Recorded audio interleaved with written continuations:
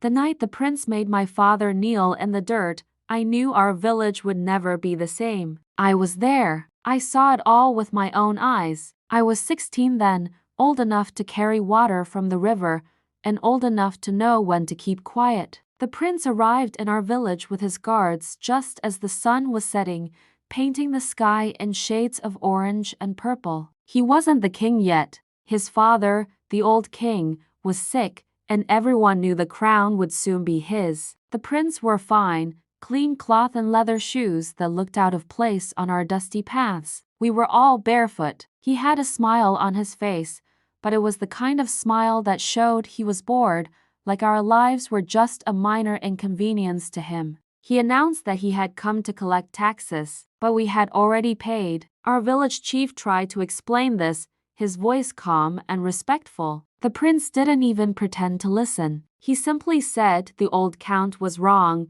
that we owed more. That's when my father spoke up. He wasn't being rude or defiant. He just stated a simple truth.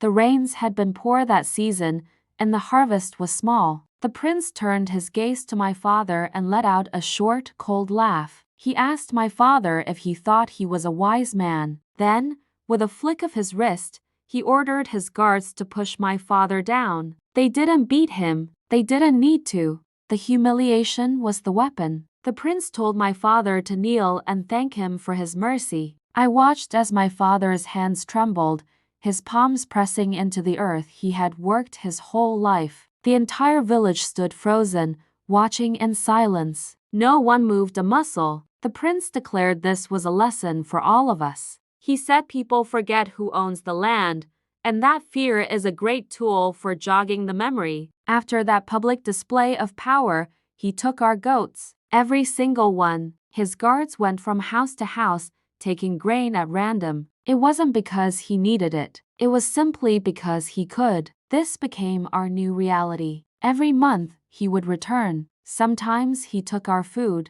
Other times, he took the young men from our village to work on a road he was building. They worked for nothing. Some came back, their bodies thin and weak. Some never came back at all, and no one dared to ask what happened to them. I remember once, he took a young girl from the next village. He claimed she would work in the palace. Her mother wept openly on the road as they took her away, but the prince didn't even glance in her direction. People often say that wicked men are loud and boisterous, but this prince was different. He was calm, and that was far more terrifying. He spoke in a soft, slow voice, never rushing his words. He seemed to enjoy the long